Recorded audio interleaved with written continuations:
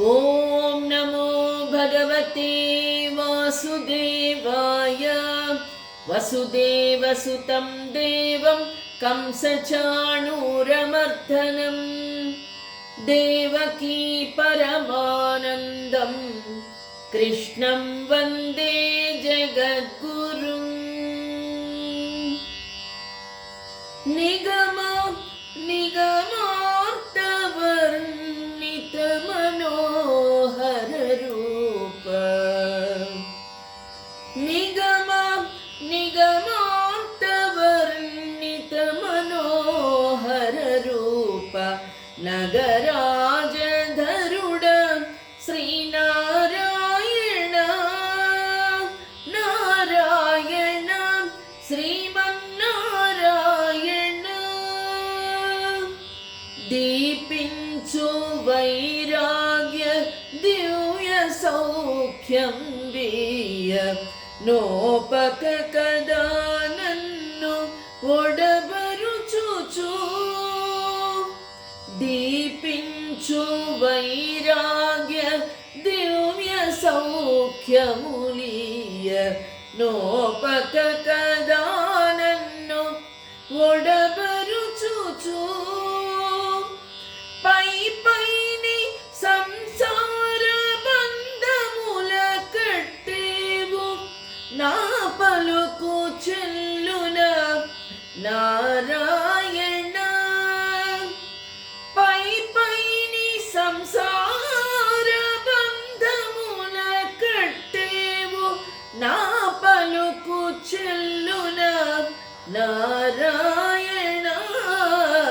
నిగమ నిగమాంతవర్ణిత మనోహర రూప.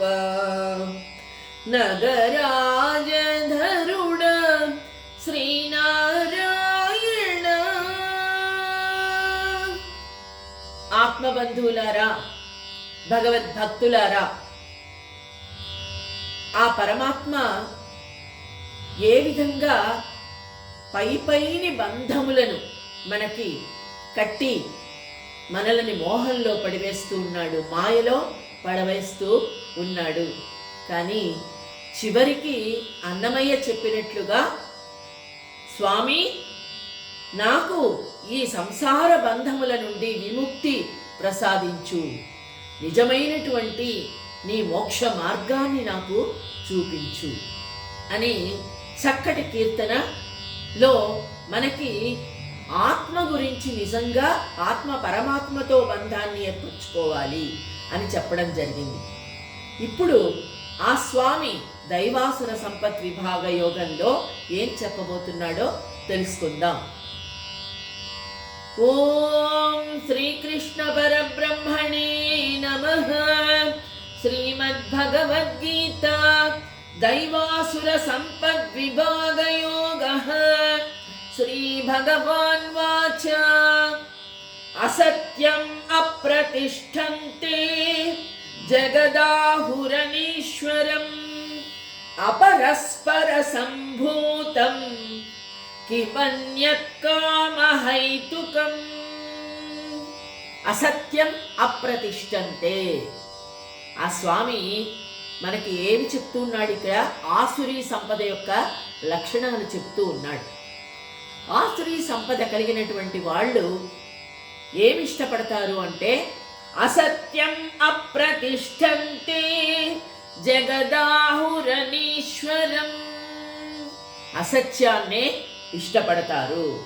అంటే అప్రతిష్ట, ఏది అప్రతిష్టగా ఉంటుందో మనము భావిస్తామో దానిని వాళ్ళు లెక్క చెయ్యరు అని చెప్తూ ఉన్నాడు. ఏమని ఇక్కడ? ఇక మూర్ఖులైనటువంటి యాజ్ఞికులు యజ్ఞం చేస్తారు. ఇదంతా యజ్ఞం వల్ల ఎన్నో లాభాలు కలుగుతాయని చెప్తారు. అదంతా అబద్ధం. అంటే ఏది మంచిగా భావిస్తామో మనము అది అసత్యము, అబద్ధము అని చెప్తారు. అంతేకాదు, కాషాయ వస్త్రాలు ధరించినటువంటి వారు నిజంగా అందరూ నిజమైనటువంటి సన్యాసులు కాదు. కానీ వారిలో నిజమైన వారు కూడా ఉంటారు.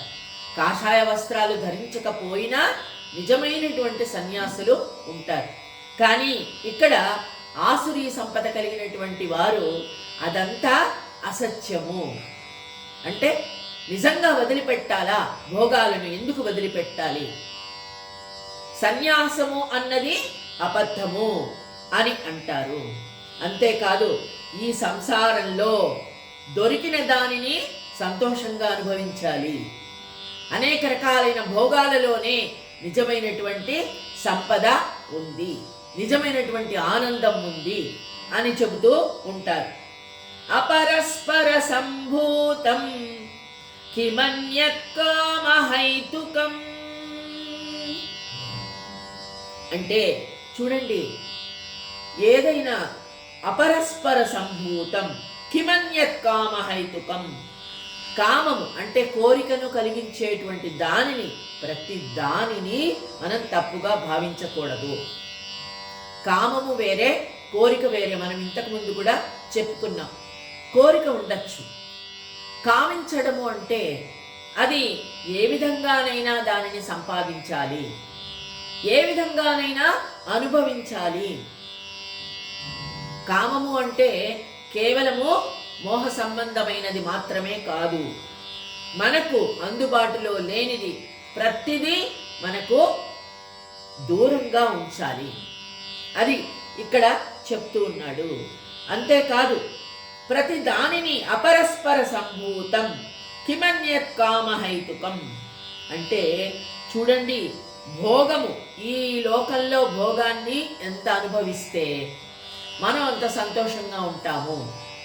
కానీ నిజంగా దైవీ సంపద ఏం చెప్తుంది? నిజంగా ఈ లోకంలో మనము అనుభవించవలసినది ఆ పరమాత్మ యొక్క సంకీర్తన, ఆయనకు చేరువుగా ఉండడం మాత్రమే. మిగతా అన్ని సుఖాలు కూడా మిథ్య, ఏమీ లేదు. నిజమైనది, శాశ్వతమైనది ఆ స్వామి యొక్క సంకీర్తన, ఆయనను మనసులో నిలుపుకోవడం మాత్రమే. కానీ దానికి వ్యతిరేకంగా ఈ ఆసురీ సంపద లక్షణాలు ఉంటాయి. కిమన్యత్ కామహైతుకం అంటే స్వర్గలోకంలో కూడా ఇంద్రుడు ఊర్వశితో, రంభ, మేనక వీళ్ళందరితో సంతోషంగా ఉంటాడు కదా. మరి భోగాలు అనుభవించడంలో తప్పు లేదు అని వీళ్ళు అనుకుంటూ ఉంటారు. అంతేకాదు, ఇక ఈ విధంగా అనుభవించినప్పుడు పరస్పర లోభము వలన, స్వార్థ బుద్ధి చేత కామ వాసన దేనిని పోషిస్తుందో, పరస్పర ద్వేషము వలన స్వార్థమగు కామవాసనయే నాశనం చేస్తుంది. నిజమైనటువంటి స్వార్థంతో కూడుకున్నటువంటి కామం అది సర్వనాశనము చేస్తుంది. అంటే నేను బాగుండాలి, నా వాళ్ళందరూ బాగుండాలి, నేను సంపాదించుకోవాలి, ఇంకా ఇంకా సంపదలో పెంచుకోవాలి, అందుకు ఏ పనులైనా నేను చేస్తాను అంటే దాని వలన దైవీ సంపద నశిస్తుంది. అది ఆసురీ లోకులకు అది చాలా ఇష్టమైనటువంటిది. అంటే ఈ ఆసురీ లక్షణాలను పెంపొందించుకుంటూ వెళతారు వాళ్ళు. కామ, క్రోధ, లోభ, మోహ, మద, మాత్సర్యాలంటాం కదా మనం, ఒకదాని నుండి ఒకటి అలవడతాయి. ఏతాం దృష్టిమవష్టభ్య నష్టాత్మనో అల్పబుద్ధయః ప్రభవంత్యుగ్ర కర్మాణః క్షయాయ జగతో హితాః. ఏతాం దృష్టిమవష్టభ్యః అంటే ఈ దృష్టితో ఏ విధంగా అయితే ఉంటారో, ఎంతసేపు ఇతరులను ద్వేషిస్తూ నానా మాటలు మాట్లాడుతూ ఉంటారో వాళ్ళు రకరకాలుగా ఏంటి, నష్టాత్మనో అల్పబుద్ధయః, వాళ్ళు అల్పబుద్ధి కలిగినటువంటి వారు కాబట్టే అనేకమైనటువంటి అనుచితమైనటువంటి వ్యాఖ్యలు చేస్తూ ఉంటారు. ఎవరైనా ఏదైనా మంచి చెప్పారనుకోండి, వెంటనే దానికి వ్యతిరేకంగా మాట్లాడతారు. ఇది సత్యమే పలుకవలెను.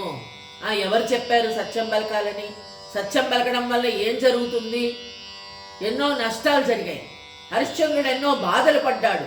ఇవన్నీ మాట్లాడతారు. కానీ చివరకు హరిశ్చంద్రుడు సత్యమే గెలిపించాడు.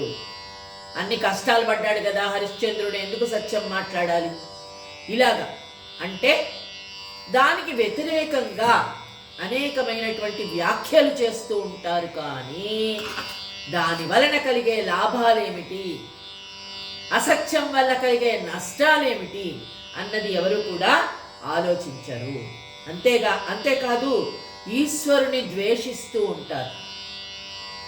భగవంతుణ్ణి నిజంగా నమ్మినటువంటి వారు భూతదయ కలిగి ఉంటారు.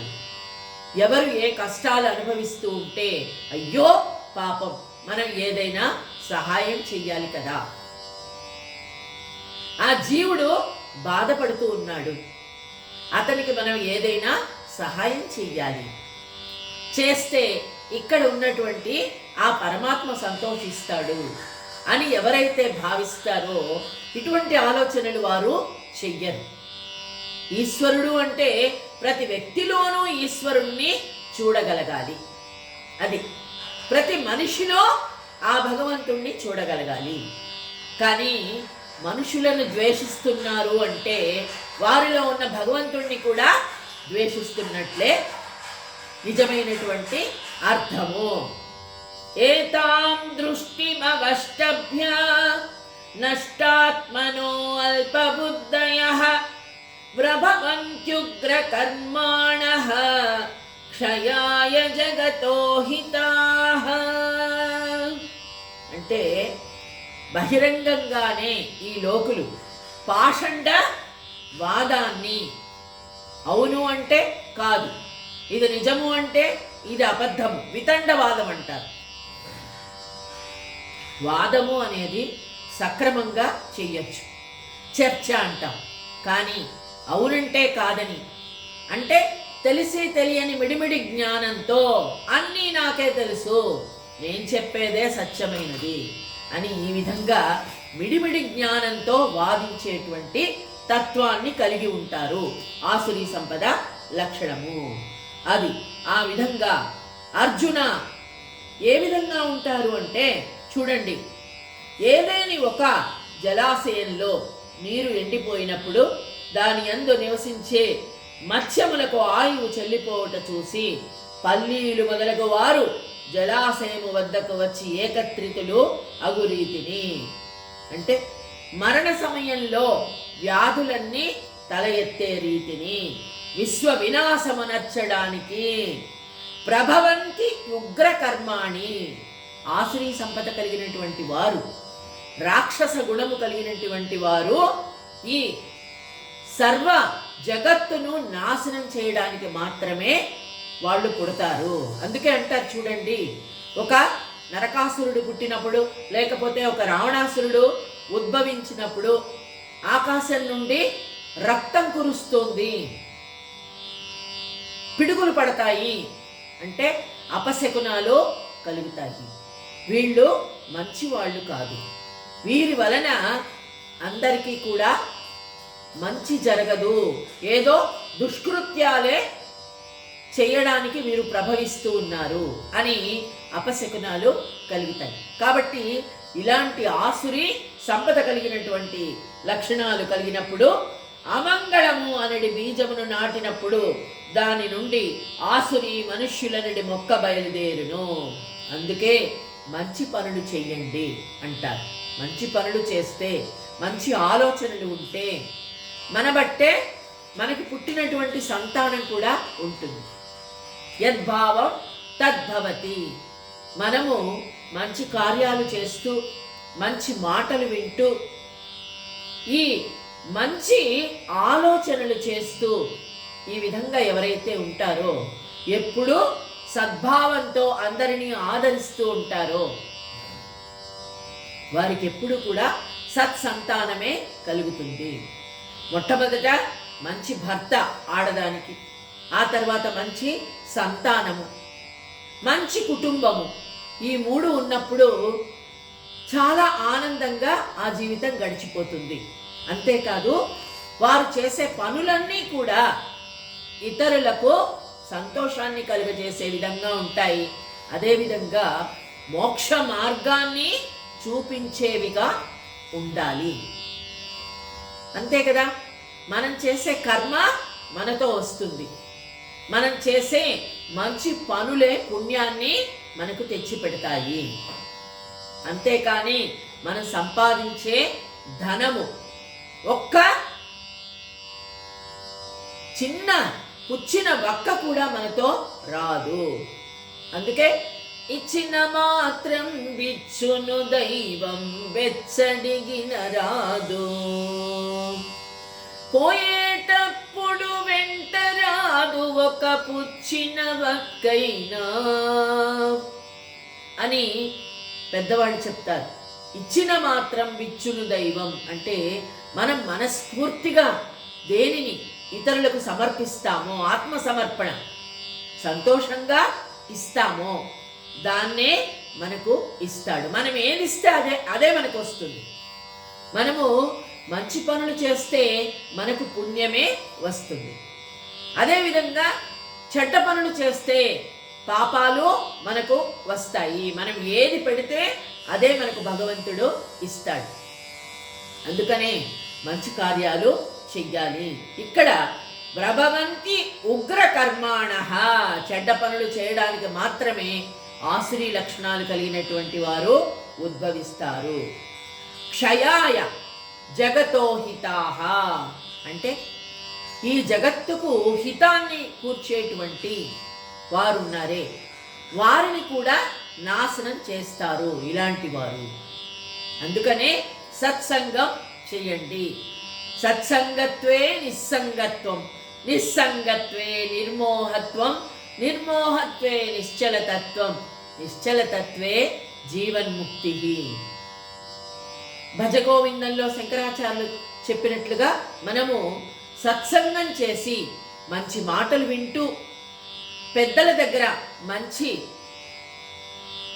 ఆలోచనలు నేర్చుకోవడం, వారు చెప్పిన మాటలు విని, పెద్దల మాట పెరుగన్నపు మూట అంటారు. కమ్మగా ఉంటుంది కదా పెరుగన్నం. అలాగా మంచి మాటలు విని మంచి పనులు చేస్తూ పుణ్యకార్యాలను పెంపొందించుకుంటూ ఇంకా ఇంకా ముందుకు వెళ్ళి అభివృద్ధిని సాధించాలి. ఆ స్వామి ఏ విధంగా మనకు చెప్తున్నారు అంటే మనకు మార్గాన్ని ఉద్బోధిస్తున్నారు. దుర్మార్గుల మార్గంలోకి వెళ్ళకండి, సన్మార్గాన్ని ఎంచుకోండి, ఆసురీ సంపదను విడిచిపెట్టండి అని ఆ స్వామి చెప్తూ ఉన్నాడు. మనందరం కూడా ఆ మార్గాన్ని అనుసరించి ఆ స్వామిని సంతోషంగా మనము సంకీర్తన చేద్దాం. ఓం శ్రీకృష్ణ పరబ్రహ్మణే నమః.